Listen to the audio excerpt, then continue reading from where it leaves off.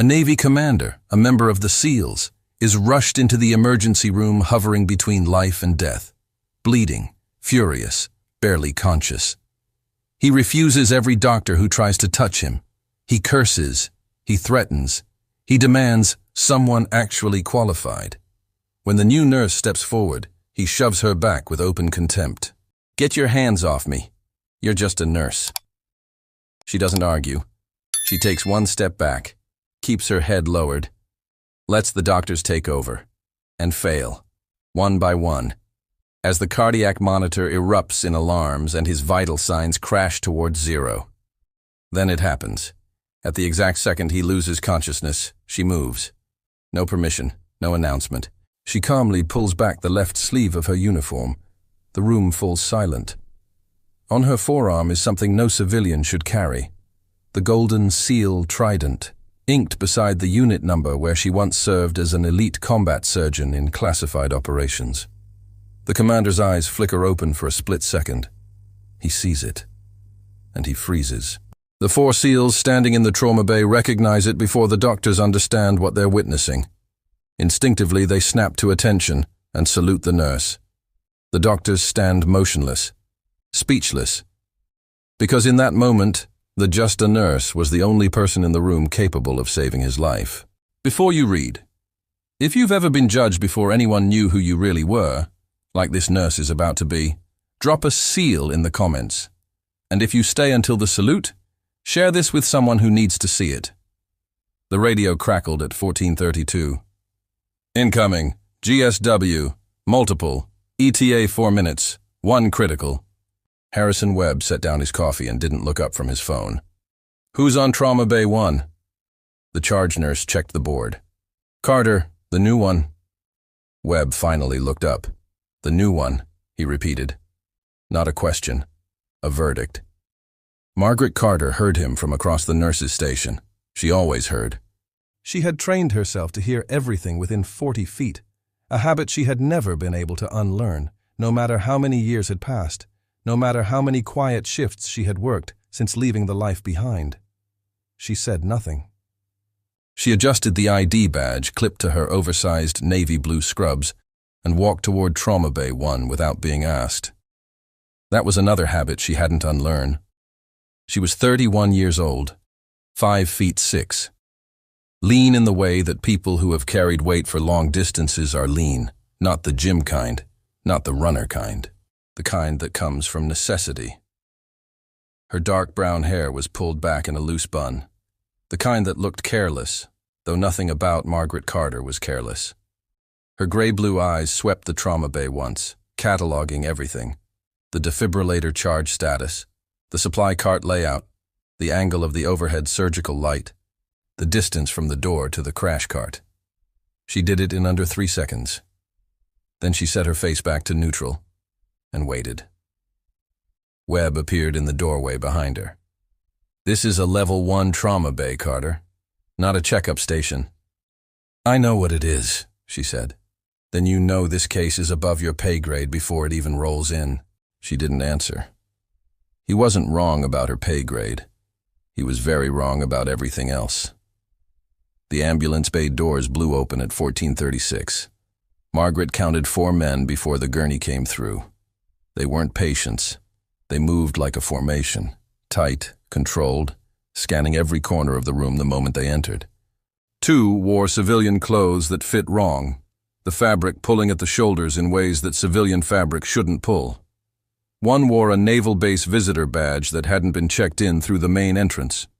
The 4th held the gurney rail and kept his eyes on the man strapped to it. Margaret looked at the 4th man's hands, knuckles scarred. 1 finger previously broken, healed without proper setting. Grip on the gurney rail, not panicked, controlled. But the tendons in his forearm were standing out like cables, which meant the control was costing him something. She shifted her attention to the man on the gurney. He was big, even strapped down and compromised. He was obviously big, broad through the chest and shoulders, the kind of build that didn't come from a weight room alone. Mid-40s. Short hair, sand and silver at the temples. A jaw that looked like it had stopped more than one thing it shouldn't have. 2 IVs already running both arms. O2 mask in place, but he'd pushed it to the side. Blood pressure cuff alarming. The paramedic at his head looked like she had been verbally assaulted every mile of the drive and was very relieved to hand this problem to someone else. The wound was left lateral chest, below the 5th rib. The field dressing was soaked through. Margaret saw the depth of the soak. She estimated blood loss. She did the arithmetic in under 4 seconds, the same way she had been doing it since a training instructor had drilled it into her until it was faster than conscious thought. The man on the gurney was not going to survive the next 20 minutes without intervention. He was also, at this exact moment, actively trying to sit up. "Get these off me." His voice was a command, not a request, not a plea, a command that expected immediate compliance. "Get them off, now." The paramedic started. "Sir, you need to remain—" "I said get them off." Webb stepped forward in the manner of someone used to being the largest authority in any room. "Sir, I'm Dr. Harrison Webb, head of trauma surgery. You're at Coastal Regional Medical Center. You have a significant penetrating chest wound and we need to—" "I know what I have." The man's eyes were tracking the room, cataloging, the same way Margaret had done, but with a different edge. Threat assessment, not logistical. His gaze moved across Webb, dismissed him. Moved to the 4 men who had come in with him. Something passed between them, nonverbal, coded. "Get me someone qualified, not a civilian." Webb's jaw tightened. "I assure you, sir, I am more than— You have soft hands and a country club tan." The man's voice hadn't risen, which somehow made it worse. "You've never worked a field wound in your life, I can tell from here." One of the 4 men, the one with the visitor badge, stepped closer. "Commander." His voice was low, careful. "We need to let them work." "Stand down, Petty Officer." "Commander Voss." "That's an order." Petty Officer stood down. His jaw worked once. He stood down. Commander Voss tried again to sit up. The monitors screamed. His blood pressure had dropped another 8 points while they had been talking. His O2 saturation was declining. His face was gray under the tan, the kind of gray that Margaret had seen before in places she no longer thought about during the day. Only at night. Webb turned to the room. "Someone get Dr. Patel in here, and someone call Dr. Morrison." "Morrison's in surgery," a resident offered. "Then get him out." Webb turned back to the commander with the practiced authority of a man who had never been told no by anyone who genuinely frightened him. "Sir, I understand you're uncomfortable. But I am the senior trauma surgeon in this facility, and I need you to— You need to call someone who knows what a sucking chest wound looks like before the body bag closes around them. That's what you need." The room went a degree quieter. Webb's face went a color that Margaret recognized as the early stage of an ego beginning to separate from its moorings. She had already moved to the supply cart. Not dramatically, not fast, just moved. The way she moved in scrubs was one of the things she had worked very hard on since leaving the program. She had learned to make herself smaller, slower. Civilian. It required effort. The way speaking a second language fluently in a country not your own required effort. And occasionally, when she was tired or frightened, the accent slipped. She pulled on gloves and moved to the left side of the gurney. Commander Voss's eyes found her. He looked at her the way men like him looked at things that needed to be assessed and dismissed in the same breath. "Who are you?" "I'm your nurse." "I didn't ask what you are. I asked who." "Margaret Carter." "Carter." He said her name the way you repeat a word you don't believe is real. "You're a nurse." "Yes." "Then step back." "I don't need a nurse. I need a surgeon." "You need about 90 seconds of work before a surgeon is relevant," she said. Her voice was quiet, even. "You're running a left-sided tension component, and your trachea is going to shift if we don't decompress. After that, we can argue about the surgeon." Voss stared at her. Something moved across his face, too fast to name. Then it was gone, replaced by the wall. "Step back." She didn't step back. She reached for the dressing and he caught her wrist. His grip was hard, harder than it should have been from a man who had lost this much blood, which told her something about his baseline that she already suspected. The room held its breath. Webb made a sound. Margaret looked down at the hand on her wrist. Then she looked up at Commander Voss. "Sir," she said, "I am going to ask you to let go." Then ask. Let go. He didn't let go. His grip was still hard, but his face was doing something complicated. His O2 sat dropped another point. The monitor announced it. His blood pressure number on the screen behind him was a number that Margaret had seen precede unconsciousness before, more than once, in locations no one in this room had ever been. She did not pull her arm back. She did not call for help. She stood with his hand on her wrist and held his eyes and waited, the way she had learned to wait in rooms far more dangerous than this one. "I have done this before," she said. "I know what I'm doing. You're a nurse in a hospital 40 miles from Coronado." His voice had gone lower, rougher. The gray in his face was getting worse. "You have no idea what you're doing with a man like me." She said nothing.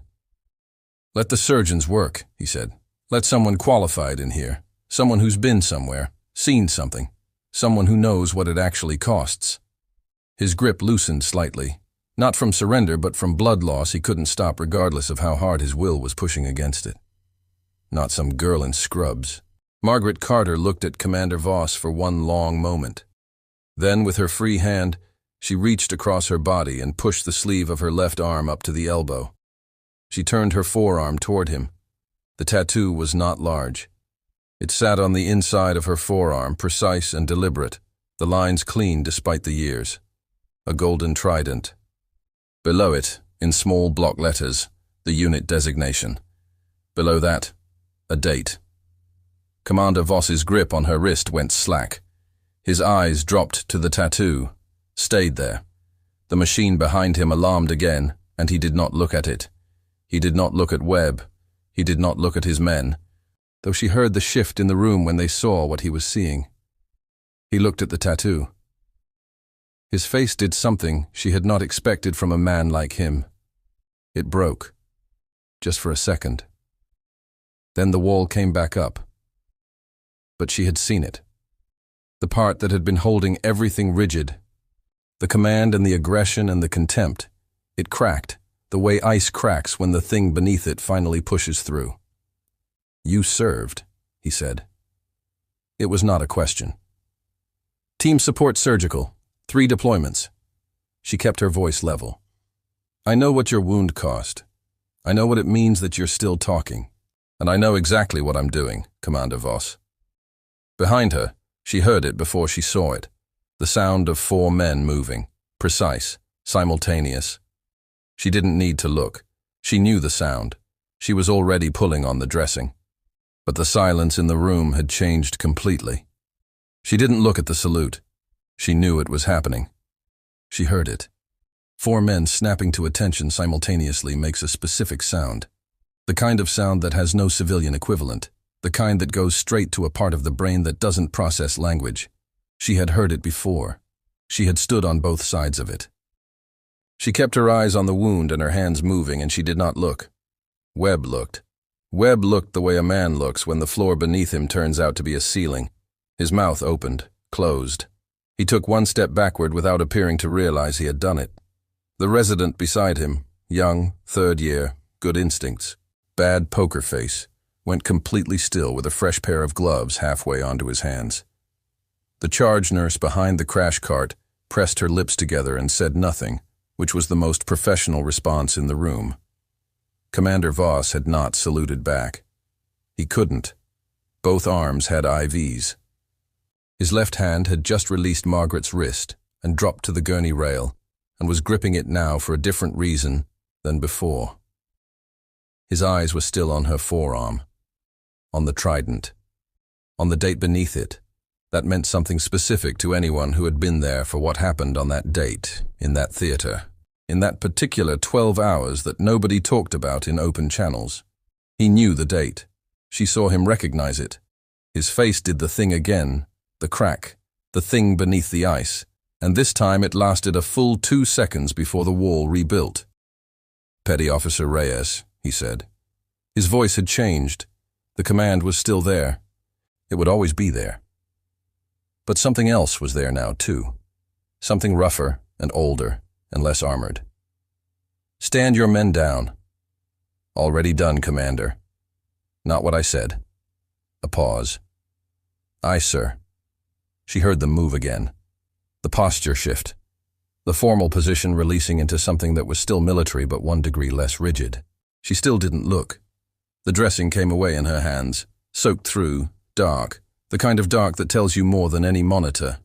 She dropped it, called for gauze without raising her voice, and it appeared at her left hand in under 3 seconds because the charge nurse had been watching her hands, not the salute.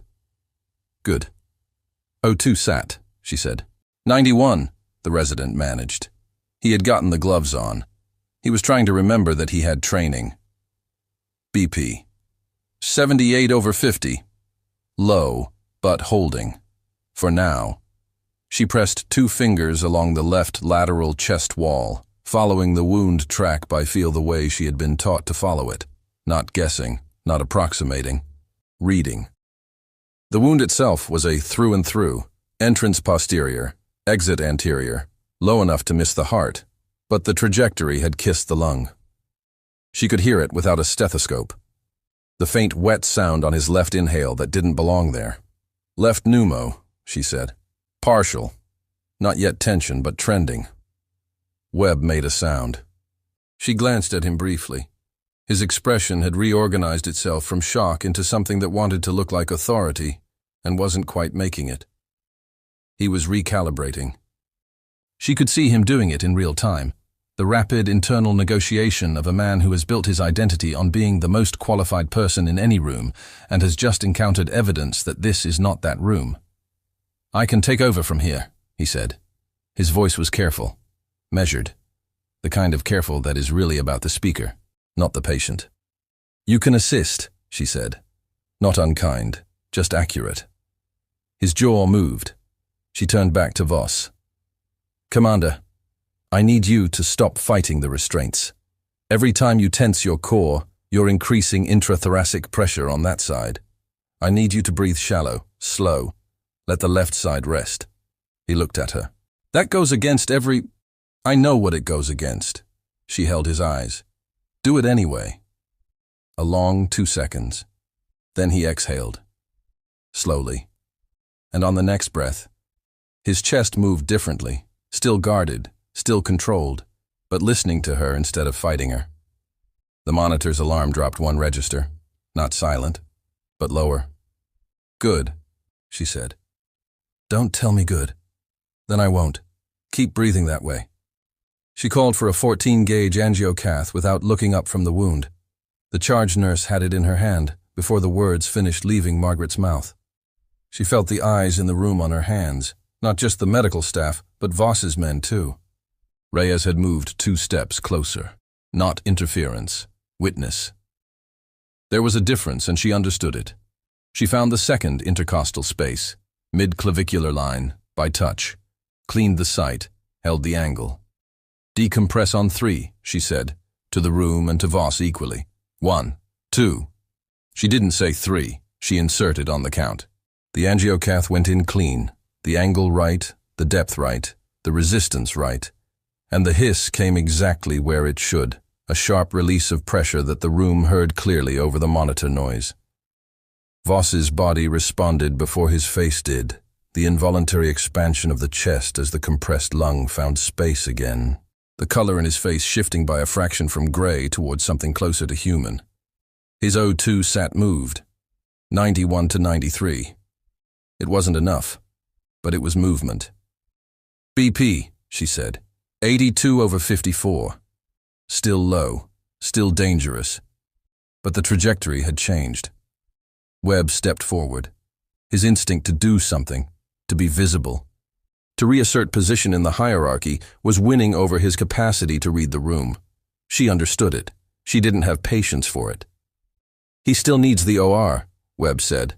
"The wound track." "I know the wound track. He'll get the OR." She reached for the secondary dressing without breaking the rhythm. Right now he gets stable enough to survive the transport there. That's what we're doing. You can book the room. Webb opened his mouth. Petty Officer Reyes turned his head and looked at Webb with an expression that contained no hostility and no aggression, and nonetheless communicated something with exceptional clarity. Webb closed his mouth. He turned and walked to the phone on the wall. Margaret packed the wound with her right hand and maintained pressure with her left, and did not allow herself to feel anything about any of this, the same way she had learned not to feel things in real time. Because real time was for working, and there would be time afterward to feel whatever needed to be felt, in the car on the way home, or not at all, which was also a method she had used more than she should have. Voss was watching her. He had been watching her since the tattoo, not the way he had looked at her before, the dismissal, the contempt. This person is not relevant, but the way operators look at things they are trying to understand. Assessing, recalibrating, running the new information against the old picture and finding that the picture needed to be redrawn entirely. 3 deployments, he said. His voice was quieter now. The blood loss was doing what blood loss does regardless of will. Team support surgical. Yes. The date on the tattoo. She didn't answer. I know that date, he said. I know you do. Kandahar, he said. 1 word. The word that wasn't really a word.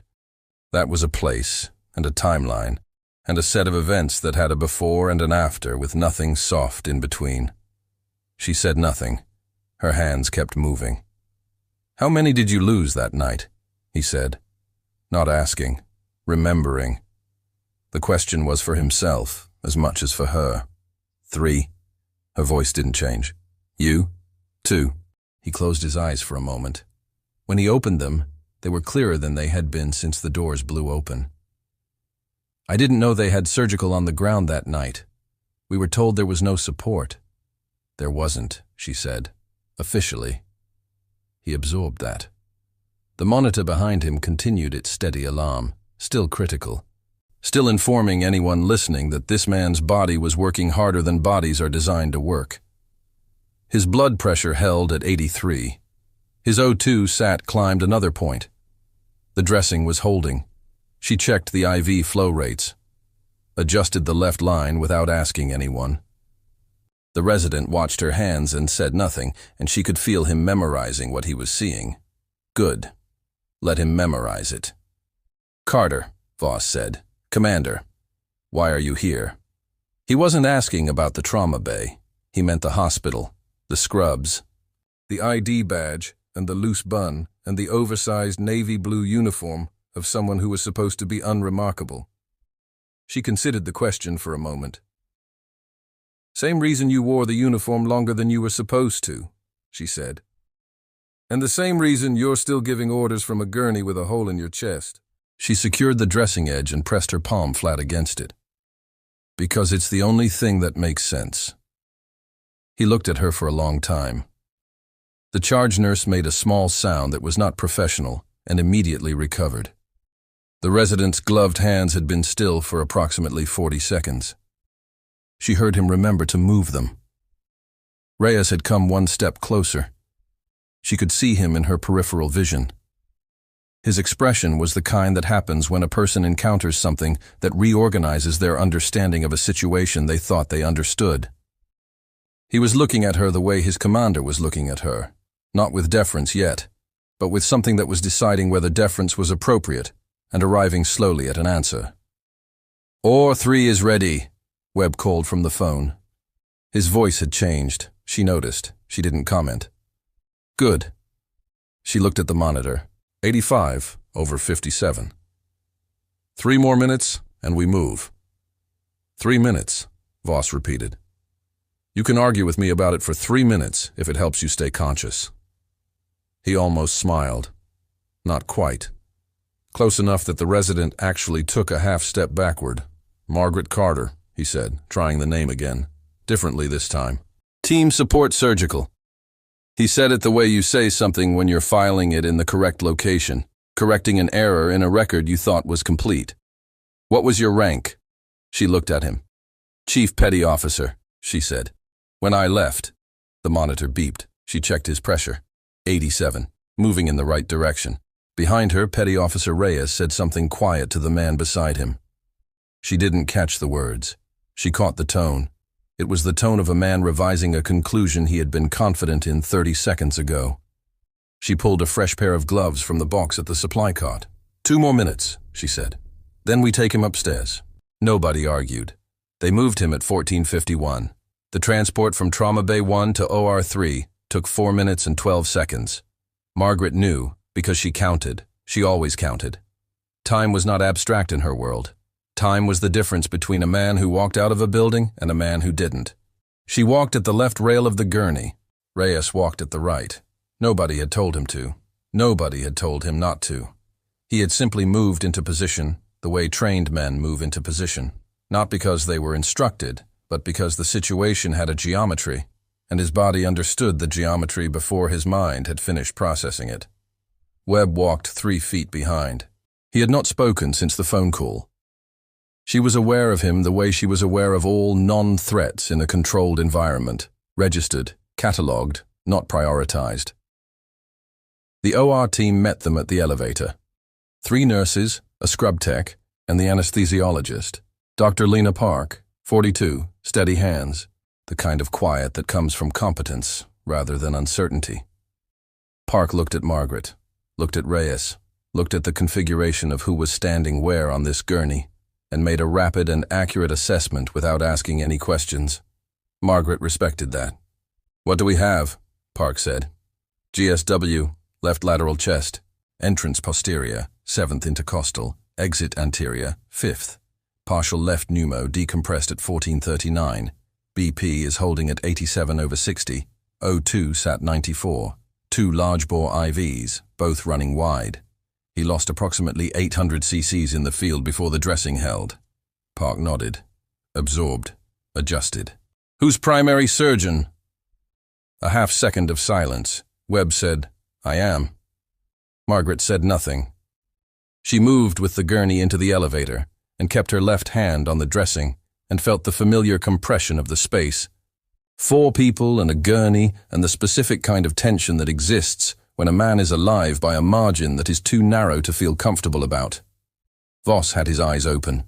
He was fighting the sedation that the paramedics had started in the field. She could see it in the set of his jaw, the controlled effort of a man whose body was trying to shut down and whose will was refusing to file the paperwork.